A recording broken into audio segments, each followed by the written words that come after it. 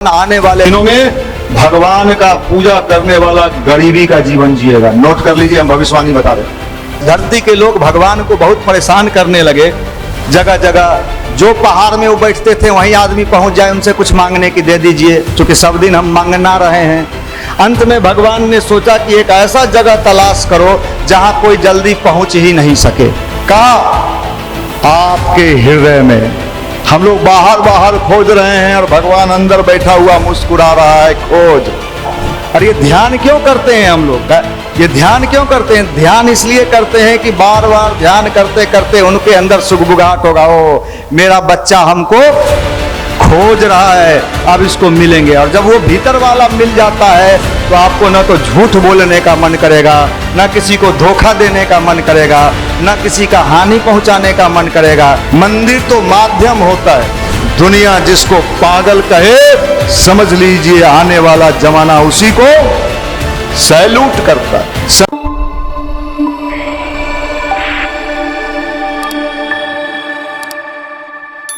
कि भगवान को इन दिनों लोगों ने मनोकामना पूर्ति का मशीन बना दिया। भगवान की पूजा क्यों करते हैं? ईमानदारी से भगवान की पूजा क्यों करते हैं लोग? हमारी मनोकामना पूरी हो। मनोकामना पूर्ति का मशीन है कौन? भगवान। जब तक भगवान को हम ये मानते रहेंगे कि वो हमारे मनोकामना पूर्ति का मशीन है, भगवान का सही लाभ इस समाज को कभी नहीं मिलेगा। और भगवान को हम लोगों ने जेल में बंद कर दिया है, जेल में बंद कर दिया है, मंदिरों में बंद कर दिया है।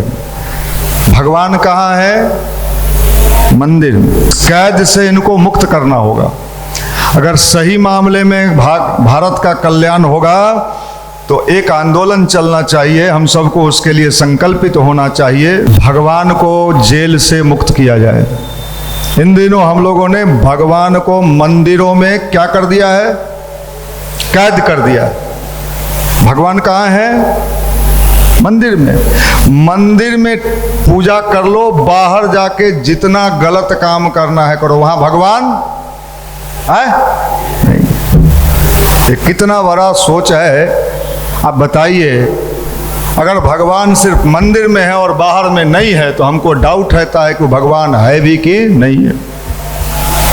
भाई भगवान जब आप कहते हो कि हर जगह है, ये किसी खास लोगों ने चालाकी से ऐसा करवाया होगा माल कमाने के लिए, कि लोगों के मन में धीरे धीरे समझा दो कि भगवान कहाँ रहते हैं? कहाँ रहते हैं? मंदिर में रहते हैं। साहब भगवान को मुक्त कराइए। एक आंदोलन चलाइए, युवा प्रकोष्ठ के भाई बहन सब लोग मिलके। कुछ दिन आपको लोग क्या कहेगा, ये लोग क्या हो गया है? कि दुनिया जिसको शुरू में पागल कहे, समझ लीजिए उसी का जमाना आने वाला है। अगर आपको कोई पागल नहीं कह रहा है, मतलब आप लोलपपुआ हैं। क्या है? लोलपपुआ। अगर कोई आपको कहे कि ये पागल हो गया है, क्या क्या सब बोल रही है, क्या सब बोल रहा है, तो आपको लगे कि मेरा अभियान सही जगह पर, मेरा तीर सही निशाने पर लग रहा है। इसको कौन ठीक करेगा? भगवान को आजादी चाहिए। भगवान को आजादी चाहिए भाई। भगवान तो लोगों के दिल में जाए। निकलेंगे मंदिर से तब ना दिल में जाए। हम लोग तो मंदिरे में बांधे हुए हैं। यहीं रहिए, आरती दिखाएंगे भोरे शाम, दिया दिखाएंगे, हिलिएगा नहीं। लड्डू मन होगा दिखाएंगे, खाने का मन होगा खाइएगा, नहीं तो हम घरे ले जाके सब लोग खाएंगे। ऐसा क्या है भाई? ये क्या है? हम कहते हैं कि अगर भगवान है तो हमारे अंदर भी होना चाहिए, हमारे सोच में होना चाहिए, हमारी समझदारी में होना चाहिए। सही गलत का निर्णय करने का क्षमता भगवान हमको देना चाहिए ना। हम लोग तो टोटका करते हैं। इसलिए सही बोल रहे थे निशांत जी कि दुर्गा पूजा में पंडितों को दक्षिणा देके क्या कराया जाता है? दुर्गा सप्तशती का वो दक्षिणा लेते हैं। तो जो इतना भीड़ यहां देखा होगा टीवी पर या यूट्यूब पर, तो सोचा होगा इस सब को कुछ ना कुछ गायत्री परिवार वाला पैसा दे के जप करवाता होगा। पैसा दिया होगा, किसी को 5100 दिया होगा, किसी को 11,000 दिया होगा, और मेन पंडा जो है वो 21,000 लिया होगा। जरूर सही सोच रहा है। मंदिर में अगर पाठ हो रहा है तो पंडित बिना लिए कहीं पाठ करता नहीं है। तो सही सोचा। ये सब उल्टी पुल्टी व्यवस्था को ठीक करना होगा, और हम लोग इसी अभियान में लगे हुए हैं। ठीक तो होना ही है। धीरे धीरे हम लोग ऐसा कर देंगे कि कथा करने वाले लोगों के दुकान पर कोई जाएगा ही नहीं। सब कथा वाला लोग किताब लेके यूट्यूब पर बैठा रहेगा, कोई देखबे नहीं करेगा। ऐसा करेंगे। आने वाले दिनों में गुरुजी ने कहा है साफ साफ शब्दों में, अपना अपना व्यवसाय, पूजा पाठ का व्यवसाय लोग बदल लें। आने वाली जनता जब जगेगी तो आपका दुकानदारी बंद हो जाएगा। अब गायत्री परिवार ने तो आंदोलन चला दिया। पहले सिर्फ पंडित जी ही पूजा कराते थे। क्यों भाई? पूजा कौन कराता था? पंडित जी। अब आप भी करा सकते हो, ये भी करा सकते हैं, हम भी करा सकते हैं, सब पंडित जी। माफ करिएगा, परिवर्तन, परिवर्तन और सिर्फ परिवर्तन। हमारा पूजा पाठ फैलाने का अभियान नहीं है।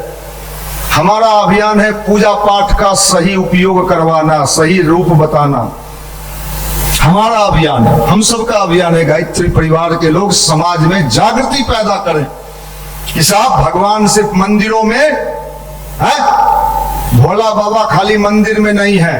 भगवान को बेवकूफ बनाने का धंधा बंद करना होगा। भगवान बेवकूफ तो नहीं है, लेकिन हम लोगों ने उसको बेवकूफ बना के अपना बहुत बड़ा हानि कर लिया। आज समाज में घर घर में, इसलिए हम कहते हैं अध्यात्म के सही स्वरूप को फैलाना होगा, चाहे वो स्टूडेंट हो, चाहे घर वाला हो।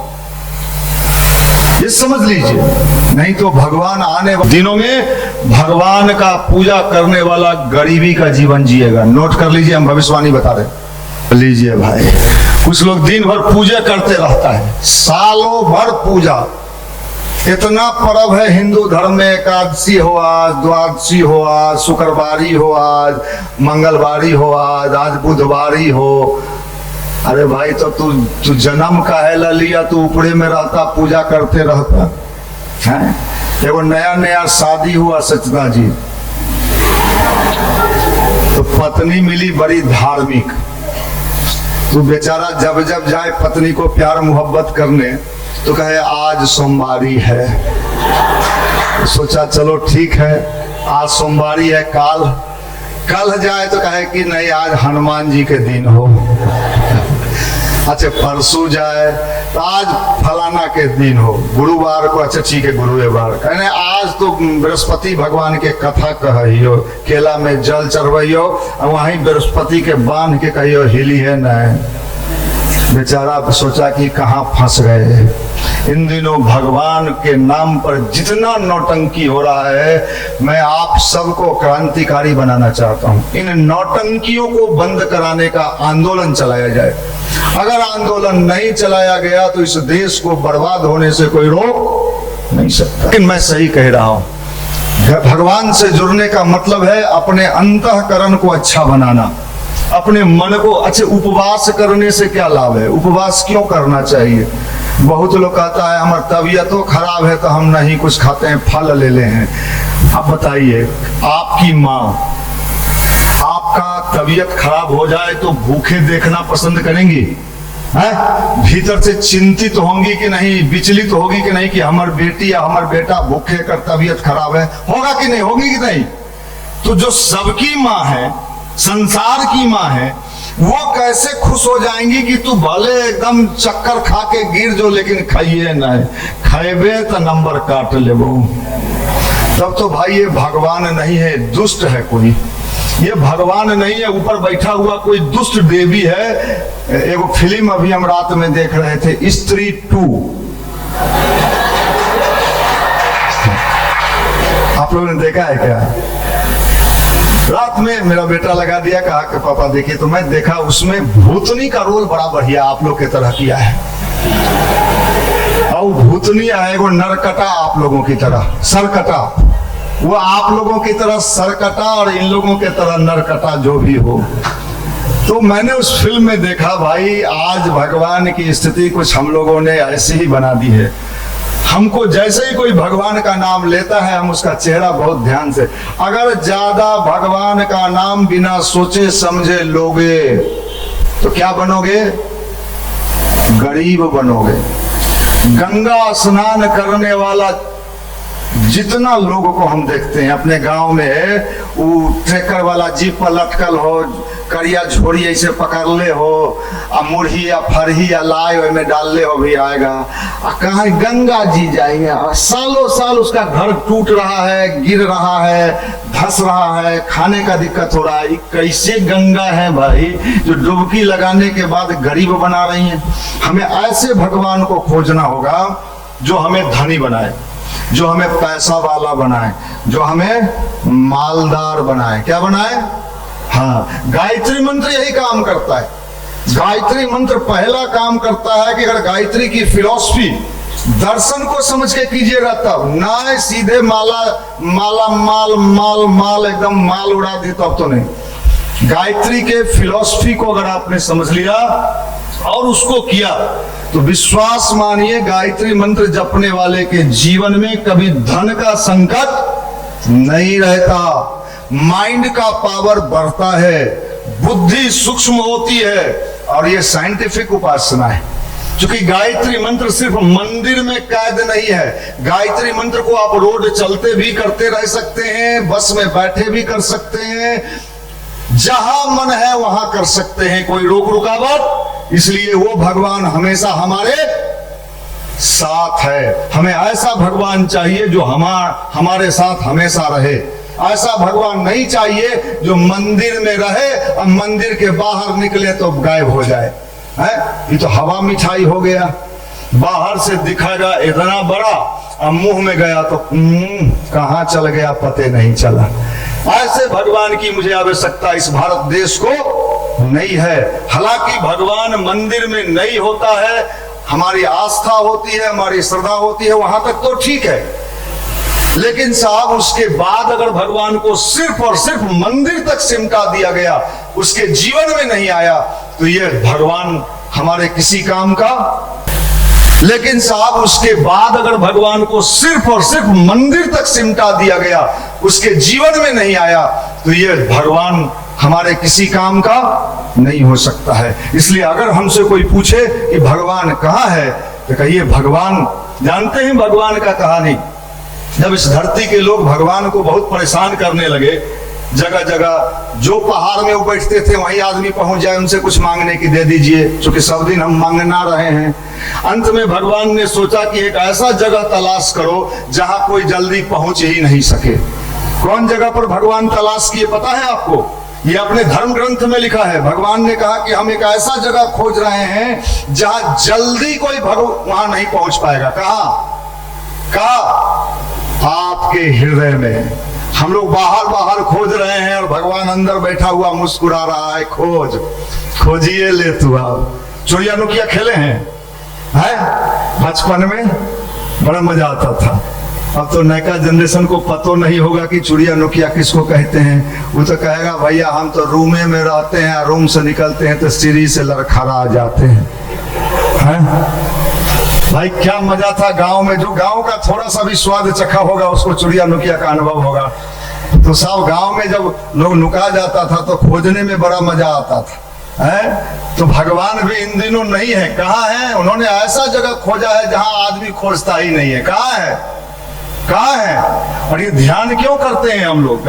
ये ध्यान क्यों करते हैं? ध्यान इसलिए करते हैं कि बार बार ध्यान करते करते उनके अंदर सुखबुगाहट होगा। ओ मेरा बच्चा हमको खोज रहा है, अब इसको मिलेंगे। और जब वो भीतर वाला मिल जाता है तो आपको न तो झूठ बोलने का मन करेगा, न किसी को धोखा देने का मन करेगा, न किसी का हानि पहुंचाने का मन करेगा। इसलिए भगवान कहाँ है? क्या है? इसलिए इस बात का प्रचार करिए कि भगवान यहाँ है, भगवान यहाँ है। मंदिर तो माध्यम होता है। अभी मैं कल पढ़ रहा था, पूर्णिया में एक चाय का दुकान है, बड़ी भीड़ रहता था, बड़ी चाय का बिक्री, करोड़ों रुपया कमाया। उसके यहाँ लाइन लगता था चाय पीने वाले का। और लोग दिन में 4-5 बार चाय पीना चाहते थे उसके यहाँ। वो चाय में करता क्या था, तो अफीम मिला के पिलाता था। आप चाय पिए, आपको बड़ा मस्ती आने लगा, आप हमारे से सैल्यूट करता है। इसलिए नशा, रामकृष्ण परमहंस ने जब नशा लिया, ऐसा नशा लिया, विवेकानंद को जब नशा का स्वाद मिल गया तो विवेकानंद पूरे दुनिया में फेमस हो गए। वो मंदिर में नहीं, दुनिया में भगवान को आजादी दिलवाई। इन दिनों आजादी, बोलिए कौन नारा, आजादी, आजादी चाहिए किसको? आप लोग रोड पर नारा लगाना, गली में नारा लगाना, आजादी आजादी। लोग पूछेगा का चीज क्या आजादी? देश तो आजाद है। क्या देश नहीं, भगवान को चाहिए, भगवान को चाहिए, भगवान को चाहिए आजादी। हाँ, कहेगा ये सब पागल हो गया। दुर्गा जी के मूर्ति बनाए, इतना मेहनत से पूजा किए, अगरबत्ती सुंघाए, फूल सुंघाए, ये लोग कहता है आजादी। भगवान को क्या चाहिए? आजादी चाहिए। यहाँ यहाँ यहाँ खोजिए भगवान को। और ये वाला भगवान जब जगेगा, स्वामी विवेकानंद से किसी ने पश्चिम में एक बार पूछा, ध्यान से सुनो, ये कोई नहीं था आप लोगों को, सब जगह ठग विद्या है, सब जगह। स्वामी विवेकानंद से किसी ने पूछा कि आप अमेरिका जब वो गए कि आप इंडिया से आए हैं, मुझे किसी ऐसे भगवान का नाम बताइए जिसके पूजा करने से तुरंत का तुरंत लाभ हो जाए। ऐसा भगवान बताइएगा, इधर पूजा किए, घरे पहुंचे, रिजल्ट फाइनल है। विवेकानंद ने कहा कि मैं एक ऐसे भगवान को जानता हूं कि जिसके पूजा करने से तुरंत का तुरंत लाभ मिलेगा। लोगों को लगा कि ये काली माता का नाम लेंगे, क्योंकि रामकृष्ण परमहंस किसके भक्त थे?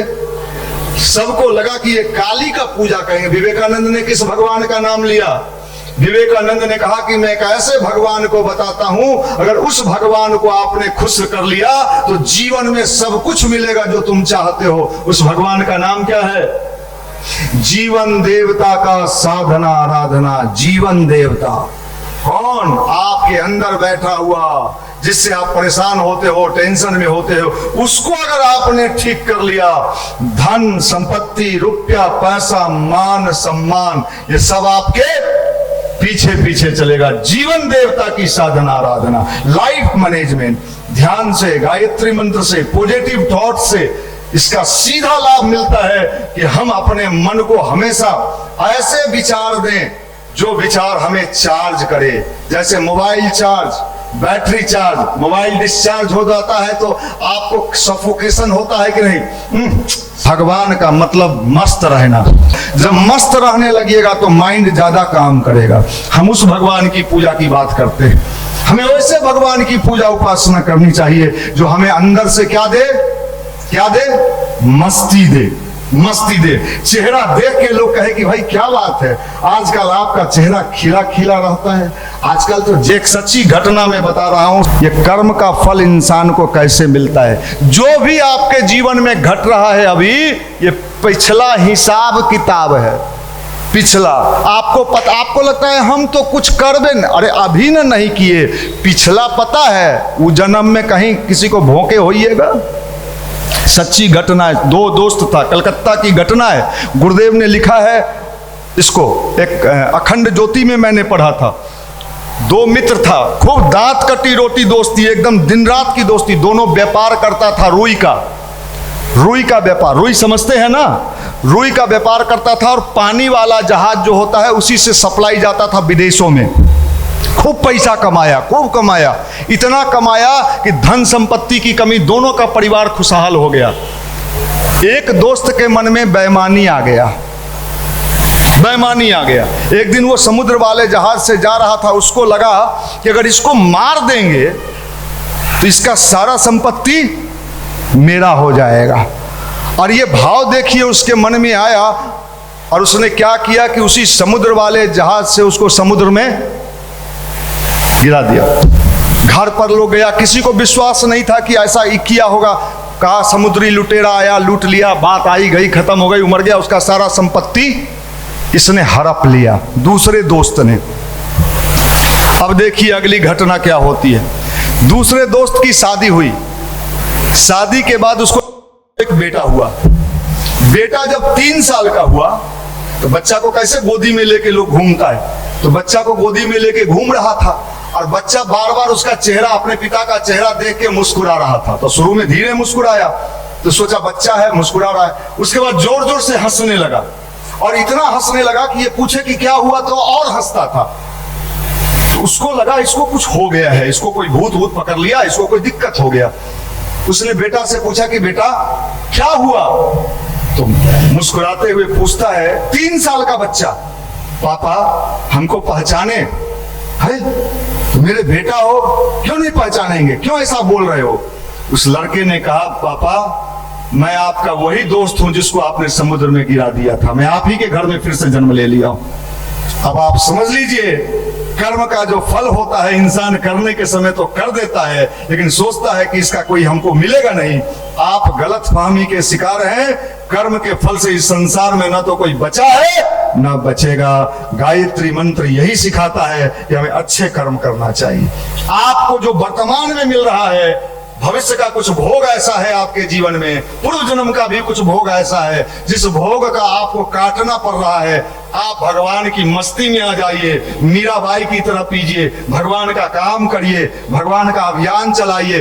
गुरु के अभियान कराने से आदमी का पाप कटता है, प्रारब्ध जो होता है पूर्व जन्मों का वो कटता है। इसलिए गुरुदेव ने इस बात को कहा, लोग समझते नहीं है कि तुम हमारा काम करो, हम तुम्हारा काम। उनके पास है, हमारा पूर्व जन्म का भी कुछ गलत सलत होगा, लेकिन समर्थ गुरु में ये ताकत है कि वो हमारा पूर्व जन्म का हिसाब किताब भी ठीक कर सकता है। इसलिए हम जिसके शरण में बैठे हैं वो हमारा समर्थ गुरु है, सशक्त गुरु है, और हमें अपने गुरु पर पूर्ण आस्था और विश्वास होना चाहिए। हमें भटकना नहीं चाहिए और अपने जीवन को सफल बनाना चाहिए।